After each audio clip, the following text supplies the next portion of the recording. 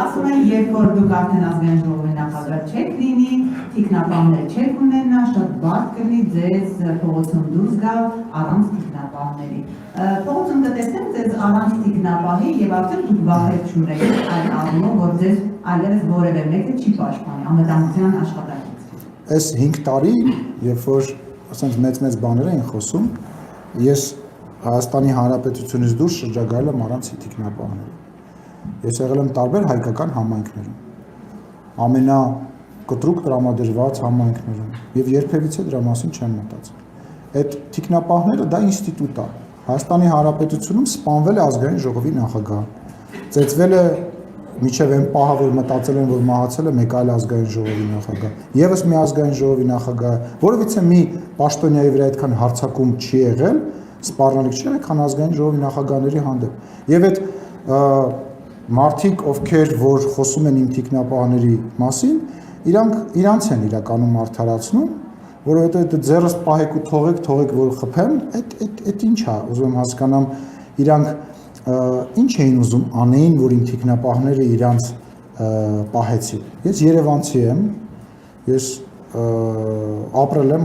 Հայաստանի Հանրապետությունում, որևիցե խնդիր չունեմ, բայց գոյություն ունի օրենք, որը որ նախկին ազգային ժողովի նախագահներին եւ նախագահներին տալիս է անվտանգություն։ Ես ենթադրում եմ, որ այդ ծավալով չի լինի, որը որ հիմա կա ու որը իրականում լավ է։ Ես ես ասեմ, ամենասկզբից նաև ոստիկանության աշխատակից էր ինձ կցված։ Ես հրաժարվել եմ դրանից։ Ես հիմա ասեմ, ընթացքում, պաշտոնավարման ընթացքում ես մի քանի անգամ դիմել եմ, որպեսզի իմ հետ եղած մարդկանց քանակը կրճատվի, որովհետև ինձ կոմֆորտ չի, առնվազն կոմֆորտ չի։ Նենց չի, որ ուզենան ինչ-որ պրովոկացիա անեն, այն արեցին, էլի փողոցում մոտեցան, վիրավորեցին, ինչ չի եղել, ինչ չեն արել իմ հանդեպ, ուզում եմ հասկանամ։ Կամ այդ մեր թիկնապահների այդ տրամաբանությունը, նույն տրամաբանությունը, որը նախկինում կար, հա, Սերժի Վաչոն, էս ինչի, ինչի, ով ավ ճանաչում վարչապետի աշխարհի անվտանգության ղեկավարի անունը գիտեք դուք։ Դե ազգանունն էլ ասա։ Դե բա Ելով գիտի, իմ բանը անվտանգության ղեկավարը, բա ինչի եք սարքել այդ բանը, դա իմ ընտրությունը չի,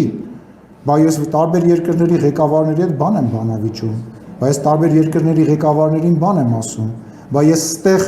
մարդասպանության մեջ եւ միլիարդավոր դոլարների մեջ տապակված մարդկանց ինչ ասես ասում եմ, բա ես պետք է պաշտպանված չլինեմ, ուզում հասկանամ դա այդ ինչ է։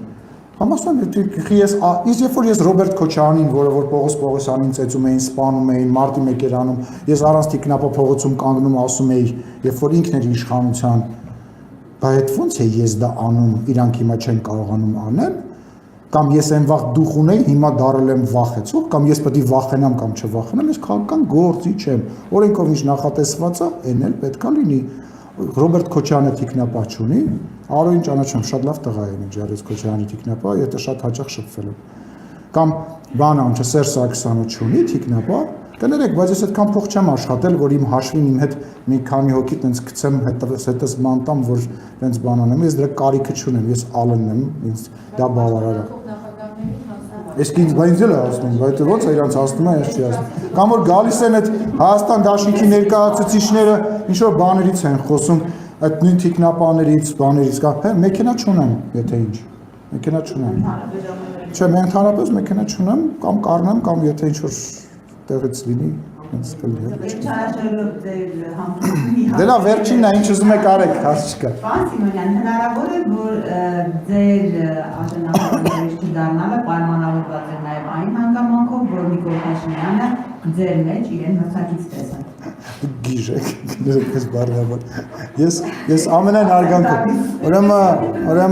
ուրեմն ես որևիցե հավակնություն չունեմ, չեմ ունեցել,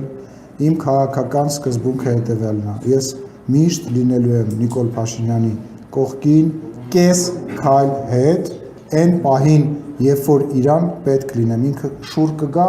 ինձ կտեսնի եւ որևիցե միտք չգիտեմ, տենց նույնիսկ դա իմ համար այդպես վախենալու բան է ու ես իմ պահվածքով, իմ աշխատանքով, իմ զսպվածությամբ մշտապես դա ապացուցել եմ, ել չեմ ասում, որ չեմ կարծում, որ վարչապետի մտքով նույնիսկ ծերով կարա տենց բան ասնի։ Մենք նույն թիմն ենք, նույն մարդն ենք, նույն համակարգն ենք, նույն